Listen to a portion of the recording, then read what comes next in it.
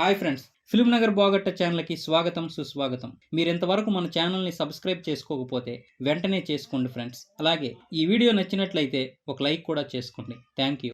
1954 ఫిబ్రవరి 17వ తారీఖున కల్వకుంట్ల రాఘవరావు వెంకటమ్మ దంపతులకు మెదక్ జిల్లాలోని చింతలమడక గ్రామంలో జన్మించారు కల్వకుంట్ల చంద్రశేఖరరావు. ఆ పేరు నేడు కేసీఆర్ అన్న 3 అక్షరాలతో తెలంగాణ సింహమై విరాజిల్లుతోంది. నర్మల గ్రామంలో మానేరు నదిపై నిర్మించిన జలాశయం వలన వీరి భూమి కోల్పోవలసి వచ్చింది. ఆ కోల్పోయిన భూమికి తగిన పరిహారం తీసుకొని చింతలమడక వచ్చి స్థిరపడ్డారు. అందువలన చింతలమడకలో మధ్యతరగతి జీవితం అనుభవించాల్సి వచ్చింది. కేసీఆర్ ప్రాథమిక విద్య చదువుతున్నప్పటి నుంచే ఎన్టీఆర్ అంటే పిచ్చి అభిమానం ఉండేది. ప్రాథమిక విద్యాభ్యాసం అయిపోయాక మాధ్యమిక విద్యాభ్యాసం చదవడం కోసం సిద్దిపేట వచ్చాడు. హై స్కూల్లో చదువుతున్నప్పుడే కేసీఆర్ నాయకత్వ లక్షణాలు అలవర్చుకున్నాడు. అయితే హై స్కూలులో చదువుతున్నప్పుడే తన 14వ ఏట అంటే 1969 ఏప్రిల్ 23న శోభ అనే ఆమెతో వివాహం జరిపించారు. వివాహం అయ్యాక సిద్దిపేటలో ఇంటర్ పూర్తి చేశాక ఆ తర్వాత డిగ్రీ కోసం కాలేజీలో చేరి చరిత్ర, రాజనీతి శాస్త్రం, తెలుగు సాహిత్యం సబ్జెక్టులు తీసి BA పూర్తి చేశాడు. అయితే కేసీఆర్ గారి ఇంటర్ పూర్తయ్యే నాటికే సంజయ్ గాంధీ స్థాపించిన యూత్ కాంగ్రెస్లో చేరాడు. డిగ్రీ చదువుతున్నప్పుడే విద్యార్థి నాయకుడిగా ఉండేవాడు. ఒకసారి విద్యార్థి సంఘం అధ్యక్ష పదవికి పోటీ చేసి ఓడిపోయాడు కూడా. అయితే తన నాయకత్వ పటిమను విద్యార్థి రాజకీయాలతోనే కాకుండా బయట రాజకీయాలలో కూడా పాలు పంచుకోవాలని ప్రణాళికలు రచించుకున్నాడు. ఆ దిశగా ప్రయత్నాలు చేస్తున్నప్పుడు తెలంగాణ సాధన కోసం పోరాటం చేస్తున్న అనంతల మదనమోహన్ గారి దగ్గర రాజకీయ శిష్యరికం చేయాలని నిర్ణయించుకున్నాడు. ఆయన అప్పటికి కాంగ్రెస్ పార్టీలో ఎమ్మెల్యేగా పనిచేసేవారు. ఆ విధంగానే డిగ్రీ అవ్వగానే మదనమోహన్ గారి దగ్గర శిష్యుడిగా చేరిపోయాడు. ఈయన దగ్గర చేరిన తర్వాతే కేసీఆర్కి తెలంగాణ ఉద్యమం నరనరాన జీర్ణించుకుపోయింది. తర్వాత ఓఈలో చేరి MA చేశాడు. రాజకీయాలలో చేరిన నాటికి కేసీఆర్కు 1976 జూలై 24న కొడుకు జన్మించాడు. అప్పటికే ఎన్టీఆర్ మీద వెర్రి అభిమానంతో కొడుకుకు తారక రామారావు అని నామకరణం చేయించాడు. తర్వాత 1978 మార్చి 13న కూతురు కవిత జన్మించింది. కేసీఆర్ మదన్మోహన్ గారి శిష్యుడిగా, యూత్ కాంగ్రెస్ నాయకుడిగా రాజకీయాలలో చురుకుగా పనిచేసేవాడు. 1978లో వచ్చిన మధ్యంతర ఎన్నికల్లో గురువుని ఎమ్మెల్యేగా గెలిపించడం కోసం ఎన్నో ప్రణాళికలు రచించాడు. అనుకున్న విధంగానే గురువు మదన్మోహన్ గారు ఆ ఎన్నికల్లో గెలిచారు. ఆ తర్వాత సంజయ్ గాంధీ యూత్ కాంగ్రెస్ తరపున వచ్చే ఎన్నికల్లో ఎమ్మెల్యే టికెట్ అడుగుదామని ఎన్నో ఆశలతో ఢిల్లీ వెళ్దామనుకున్నాడు. అయితే ఆ సమయంలో అంటే 1980 జూన్ 23న సంజయ్ గాంధీ ఒక విమాన ప్రమాదంలో మరణించాడు. దాంతో కేసీఆర్కి ఏం చేయాలో అర్థం కాలేదు. ఇందిరాగాంధీని అడిగే పరిస్థితి ఏ కోసానా కనబడడం లేదు. ఎందుకంటే ఇక్కడ నాయకులు ఇందిరాగాంధీని కల్పించే అవకాశం కల్పించడం లేదు. దిక్కుతోచని స్థితిలో ఉన్న కేసీఆర్కి ఆ సమయంలో ఒక ఆశా కిరణంలా నందమూరి తారక రామారావు కనబడ్డాడు. ఎన్టీఆర్ గారు 82లో తెలుగుదేశం పార్టీ స్థాపించాడు. సుమారు 13 సంవత్సరాలు కాంగ్రెస్లో ఉన్న కేసీఆర్ కాంగ్రెస్ పార్టీ సభ్యత్వానికి రాజీనామా చేసి తెలుగుదేశం పార్టీలో చేరాడు. సామాజిక అంశాలపై కేసీఆర్కు ఉన్న పట్టుదల చూసి ముగ్ధుడైన ఎన్టీఆర్ 83లో సిద్దిపేట నియోజకవర్గ ఎమ్మెల్యే టికెట్ కేసీఆర్కే ఇచ్చాడు. అయితే ఆ ఎన్నికల్లో తన రాజకీయ గురువు మదన్మోహన్ గారిపైనే పోటీ చేయాల్సి వచ్చింది. దానికి కొంచెం బాధ అనిపించినా ఇవన్నీ రాజకీయాలలో సెంటిమెంట్కి తావుండవు కాబట్టి గురువుపై పోటీ చేశాడు. అయితే ఆ ఎన్నికల్లో గట్టి పోటీనిచ్చి కేవలం 887 ఓట్ల స్వల్ప తేడాతో గురువుపై ఓడిపోయాడు. ఆ ఓటమిని తన తొలిమెట్టిగా భావించిన కేసీఆర్ ఆ ప్రాంతంపై మరింత పట్టు సాధించి 1985లో జరిగిన మధ్యంతర ఎన్నికల్లో టి మహేందర్ రెడ్డి మీద పోటీ చేసి 16,156 ఓట్ల మెజారిటీతో తొలి రాజకీయ విజయాన్ని అందుకున్నాడు. ఆ తర్వాత 87లో ఎన్టీఆర్ మంత్రివర్గంలో కరువు నివారణ, రవాణా మంత్రిగా బాధ్యతలను చేపట్టాడు. ఆ తర్వాత 89లో జరిగిన ఎన్నికల్లో గురువు మదన్మోహన్పై పోటీ చేసి 13,816 ఓట్లతోనూ, అలాగే 94లో పోటీ చేసి 27,107 ఓట్ల భారీ మెజారిటీని సాధించాడు. కేసీఆర్ ఘనతను గుర్తించిన ఎన్టీఆర్ గారు తన మంత్రి పదవితో పాటు పబ్లిక్ అండర్టేకింగ్ చైర్మన్ పదవిని కూడా అప్పగించాడు. కేసీఆర్కి ఎంతటి రాజకీయ అనుభవం, అవగాహన ఉందంటే 95లో చంద్రబాబు ఎమ్మెల్యేలను వైస్రాయ్ హోటల్లో దాచినప్పుడు వెర్రి అభిమానంతో ఆరాధించే ఎన్టీఆర్ని కాదని, చంద్రబాబు చెంత ఉంటేనే రాజకీయ భవిష్యత్తు ఉంటుందని చంద్రబాబుకే సపోర్టు చేశాడు. ఆనాడు వైస్రాయ్లో ఉన్న 160 మంది ఎమ్మెల్యేలలో కేసీఆర్ కూడా ఒకడు. 95 సెప్టెంబర్ 1 తర్వాత చంద్రబాబు తన కేబినెట్లో కేసీఆర్కి రవాణా శాఖ మంత్రి పదవి ఇచ్చాడు.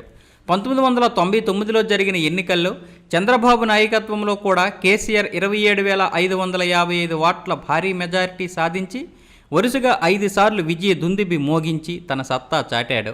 చంద్రబాబు 2000వ సంవత్సరంలో ఆంధ్రప్రదేశ్ డిప్యూటీ స్పీకర్గా బాధ్యతలు అప్పగించాడు కేసీఆర్కి. అంతేకాకుండా మెదక్, నిజామాబాద్, ఆదిలాబాద్ జిల్లాలకు టీడీపీ ఇన్ఛార్జిగా కూడా వ్యవహరించే అధికారాన్ని ఇచ్చాడు. ఈ సమయంలో మొత్తం తెలంగాణ జిల్లాలపై పూర్తి పట్టు సాధించాడు కేసీఆర్. ఇక తెలంగాణపై పూర్తి పట్టు సాధించడంతో తనకి ఇష్టం లేని డిప్యూటీ స్పీకర్ పదవి వద్దని, హోంశాఖ కావాలని చంద్రబాబుపై ఒత్తిడి తెచ్చాడు. కానీ చంద్రబాబు దానికి ససేమిరా ఒప్పుకోలేదు. ఇద్దరి మధ్య మనస్పర్ధలు రావడంతో కేసీఆర్ కొత్త పార్టీ పెట్టాలని నిర్ణయించుకున్నాడు. దాదాపు 18 సంవత్సరాలు పనిచేసిన తెలుగుదేశం పార్టీకి, టీడీపీ ఇన్ఛార్జికి, డిప్యూటీ స్పీకర్ పదవికి రాజీనామా చేసి తన అనునాయులతో చర్చించి పార్టీ అజెండాగా ఏమి నిర్ణయించాలో చర్చించుకొని దశాబ్దాల నుండి నత్తనడకతో సాగుతున్న తెలంగాణ ఉద్యమానికి అనుగుణంగా పార్టీ అజెండాగా నిర్ణయించి తెలంగాణ రాష్ట్ర సమితి అనే పార్టీని 2001 ఏప్రిల్లో స్థాపించారు. స్థాపించిన వెంటనే తెలంగాణ తొలి ఉద్యమకర్త జయశంకర్ గారి దగ్గరికి వెళ్ళి పార్టీ కార్యాచరణని రూపొందించారు. అప్పటి వరకు జరిగిన తెలంగాణ ఉద్యమాలు ఎలా జరిగాయి, ఎలా అణచివేయబడ్డాయో, ఎందుకు సాధించలేకపోయారో లాంటి వివరాలన్నీ జయశంకర్ గారి దగ్గర రోజుల తరబడి తెలుసుకున్నాడు. అయితే ఏ ఉద్యమమైనా రాజకీయంగానే సాధించగలమని, అప్పుడు మా దగ్గర ప్రజాశక్తి ఉన్న రాజకీయ శక్తి లేదు కాబట్టి మేము తెలంగాణ సాధించలేకపోయామని, ఇప్పుడు నువ్వు రాజకీయ శక్తితో తెలంగాణ ఉద్యమాన్ని ముందుకు తీసుకుపోవాలని జయశంకర్ గారు కేసీఆర్కి దిశానిర్దేశం చేశారు. బలం బలహీనతలు తెలుసుకున్న కేసీఆర్ ఎలాగో తెలంగాణ జిల్లాలపై పూర్తి పట్టు సాధించడం వలన 2001 ఏప్రిల్ 15న కరీంనగర్ నడిబొడ్డున తొలి బహిరంగ సభ నిర్వహించాడు. కేసీఆర్ పెట్టిన ఈ సభకు ఎవరొస్తారులే అని తేలికగా తీసుకున్న ఆంధ్ర నాయకులకు ఆ రోజు సుమారు 2 లక్షల మంది వచ్చి దడపుట్టించారనే చెప్పుకోవాలి. అప్పట్లో ఇది జాతీయ మీడియాని సైతం ఆకర్షించింది. కేసీఆర్ ఎమ్మెల్యే పదవికి రాజీనామా చేసి 2001లోనే ఎలక్షన్లకు వెళ్ళాడు. టీఆర్ఎస్కి ఇదే మొట్టమొదటి రాజకీయ సవాల్. ఆ ఎలక్షన్లో టీడీపీ అభ్యర్థి శ్రీనివాసరెడ్డిపై 58,712 ఓట్ల మెజారిటీతో గెలుపొంది తన సత్తా ఏమిటో మరొక్కసారి నిరూపించాడు కేసీఆర్. ఈ గెలుపుతో వేరే పార్టీలలో ప్రాధాన్యతకు నోచుకొని నాయకులు చూపు పడింది. దాన్ని ఆసరాగా చేసుకుని కేసీఆర్ వారందరినీ తన పార్టీలో చేర్చుకొని సముచిత స్థానం ఇచ్చాడు. ప్రత్యేక తెలంగాణకి వ్యతిరేకంగా, అలాగే తనకి హోం ఇవ్వలేదన్న కోపంతోనూ చంద్రబాబును గద్దె దింపడమే లక్ష్యంగా ఉన్న కేసీఆర్కి కాంగ్రెస్ పార్టీ నాయకుడు వైఎస్ రాజశేఖర్ రెడ్డి మేం అధికారంలోకి వస్తే ప్రత్యేక తెలంగాణ ఇస్తామని సోనియా గాంధీ ద్వారా హామీ ఇప్పించాడు. సోనియా హామీ ఇవ్వడంతో 2004 ఎలక్షన్లో కాంగ్రెస్తో పొత్తు పెట్టుకుని పోటీ చేశాడు కేసీఆర్. ఆ ఎలక్షన్లో టీఆర్ఎస్కి 26 అసెంబ్లీ స్థానాలు, 5 లోక్సభ స్థానాలు వచ్చాయి. ఆంధ్రప్రదేశ్లో 3వ ప్రధాన రాజకీయ పార్టీగా అవతరించింది టీఆర్ఎస్. అంతేకాకుండా యూపీఏ ప్రభుత్వానికి సపోర్టు చేసినందుకు ఎంపీలుగా ఉన్న కేసీఆర్కు, ఆలే నరేంద్రకు కేంద్ర మంత్రి పదవులు కూడా దక్కాయి. ఇలా కొన్నాళ్ళు సాగాక అసలు కాంగ్రెస్ ప్రభుత్వం ప్రత్యేక తెలంగాణ ఊసే ఎత్తడం లేదని, కేసీఆర్ ఆ ఊసి ఎత్తిన ప్రతిసారి వైఎస్తో పాటు ఇక్కడ నాయకులు కూడా ముక్కుతాడు బిగిస్తుండడంతో కోపగించిన కేసీఆర్ తన ఎంపీ పదవికి, కేంద్ర మంత్రి పదవికి రాజీనామా చేశాడు. బై ఎలక్షన్కి వెళ్ళాడు. ఈసారి కరీంనగర్లో పోటీ చేసిన కేసీఆర్ 2 లక్షల భారీ మెజారిటీతో గెలుపొందాడు. కేసీఆర్ పోటీ చేసిన ప్రతిసారి తెలంగాణ ప్రజలు భారీ మెజారిటీతో గెలిపిస్తూనే ఉండేవారు. అదే సమయంలో ఇటు కాంగ్రెస్ పార్టీ టీఆర్ఎస్ను 2 ముక్కలు చేయాలని చూసింది. ఎమ్మెల్యేలను కొన్నారు. చంద్రబాబు నాయుడు ఈనాడు పత్రికలో విషప్రచారం చేయించాడు. దాంతో టీఆర్ఎస్ పార్టీ కనుమరుగయ్యే పరిస్థితి వచ్చింది. దాంతో మిగిలిన తన 16 మంది ఎమ్మెల్యేలను మిగిలిన 4 ఎంపీలతో మూకుమ్మడిగా రాజీనామా చేయించి మళ్ళీ బై ఎలక్షన్లకి వెళ్ళాడు. అయితే ఈసారి ఉప ఎన్నికల్లో టీఆర్ఎస్ 16 ఎమ్మెల్యేలకు గాను 7 ఎమ్మెల్యేలను, 4 ఎంపీలకు గాను 2 ఎంపీ సీట్లు గెలుచుకొని తెలంగాణలో నవ్వులు పాలయ్యింది. టీవీ ఛానల్స్, పత్రికలు ఇదే అదునుగా భావించి టీఆర్ఎస్ పని అయిపోయిందని ప్రచారాలు చేయడం మొదలుపెట్టాయి. ఆ తర్వాత 2009లో వచ్చిన సార్వత్రిక ఎన్నికల్లో చంద్రబాబుతో కలిసి టీడీపీతో పొత్తు పెట్టుకొని పోటీ చేశాడు. అయితే ఈసారి కూడా టీఆర్ఎస్ కేవలం 10 ఎమ్మెల్యే సీట్లు, 2 ఎంపీ సీట్లతో సరిపెట్టుకోవాల్సి వచ్చింది. టీడీపీకి సరైన మెజారిటీ రాక ప్రతిపక్షానికే పరిమితమైపోయింది. రాష్ట్రంలోనూ కేంద్రంలోనూ కాంగ్రెసే అధికారంలోకి వచ్చింది. ఏం చేయాలో కేసీఆర్కి అర్థం కాలేదు. కేసీఆర్, టీఆర్ఎస్ పార్టీ నిరాశ నిస్పృహల్లోకి వెళ్ళిపోయారు. అటువంటి సమయంలో వైఎస్ఆర్ రూపంలో కేసీఆర్కి మంచి అవకాశమే దొరికింది. అది మంచి అవకాశం కాదు, సువర్ణ అవకాశం. 2009 సెప్టెంబర్ 2న వైఎస్ఆర్ మరణించడంతో మళ్ళీ కాంగ్రెస్ అధిష్టానం తెలివి తక్కువతనంతో రోషయ్యను ముఖ్యమంత్రి పదవిలో కూర్చోబెట్టింది. ఇదే అదునుగా భావించిన కేసీఆర్ తెలంగాణ పులివలే నిద్రలేచి ఉద్యమాన్ని ప్రజల్లో లేవనెత్తాడు. మరోపక్క ఓయూ విద్యార్థులు ఉద్యమాన్ని మంచి ఊపు మీదకు తీసుకొచ్చారు. తెలంగాణ ప్రాంత విద్యార్థులందరూ కలిసి ఉద్యమంలో పాలు పంచుకున్నారు. కేసీఆర్ ఆమరణ నిరాహార దీక్షకు దిగాడు. 3 రోజుల తర్వాత విరమిద్దామనుకున్న సమయంలో ఓయూ విద్యార్థులు, మిగతా విద్యార్థులు కేసీఆర్ దీక్ష విరమిస్తే పరిస్థితి వేరేలా ఉంటుందని వార్నింగ్ ఇవ్వడంతో ఆ భయంతో విరమించకుండా దీక్షను కొనసాగించాడు. పోలీసులు కేసీఆర్ని అరెస్టు చేసి ఉద్యమ తీవ్రత తక్కువగా ఉన్న ఖమ్మం జిల్లాకు తీసుకెళ్లారు. జైల్లో కూడా నిరాహార దీక్షను కొనసాగించాల్సిన పరిస్థితి వచ్చింది కేసీఆర్కి. నవంబర్ 30న కేసీఆర్ ఆరోగ్యం క్షీణించడంతో ప్రభుత్వ ఆసుపత్రికి తరలించారు. కేసీఆర్ ఆసుపత్రి పాలయ్యాడని తెలిసి చిన్న పెద్ద, ముసలి ముతక, విద్యార్థులు, ప్రజలు అందరూ రోడ్ల మీదకు వచ్చి ఉద్యమించారు. ఈ సెగ ఢిల్లీకి తాకింది. మరోపక్క కేసీఆర్ను పరామర్శించిన నాయకులు ఏడుస్తూ రావడం టీవీలో, పేపర్లలో చూసిన జనం మరింత రెచ్చిపోయారు. ఆ సమయంలో శ్రీకాంతాచారి కిరోసిన్ పోసుకొని ఆత్మహత్య చేసుకుని బలిదానమయ్యాడు. దాంతో తెలంగాణ మరింత అట్టుడికింది. సీఎం రోషయ్య ఈ పరిణామాలతో చేతులెత్తేశాడు. అప్పటికే రోషయ్య వరదలతోనూ, మరోపక్క జగన్ సీఎం అవడానికి చేస్తున్న కుట్రలతో సీఎం రోషయ్య గారు అప్పటికే విసిగెత్తిపోయారు. దాంతో కాంగ్రెస్ అధిష్టానం ఆర్మీని దింపింది.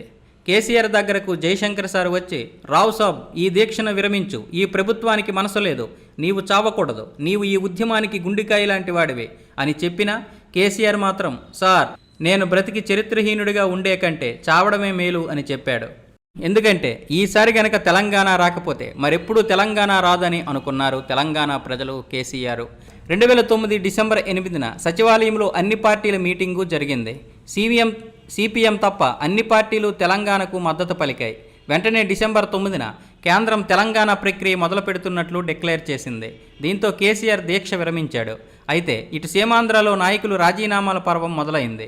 సీమాంధ్రలో సమాఖ్యాంధ్ర ఉద్యమం ఉవ్వెత్తున ఎగసిపడింది. దీంతో కేంద్రం యూటర్న్ తీసుకుంది. దాంతో తెలంగాణలో కేసీఆర్ రగిల్చిన సెగ చల్లారక ముందే ప్రజలు, ఉద్యోగులు, విద్యార్థులు అందరూ 42 రోజులు సహాయక నిరాకరణోద్యమాన్ని చేసి ఉద్యమాన్ని మరింత తీవ్రతరం చేశారు.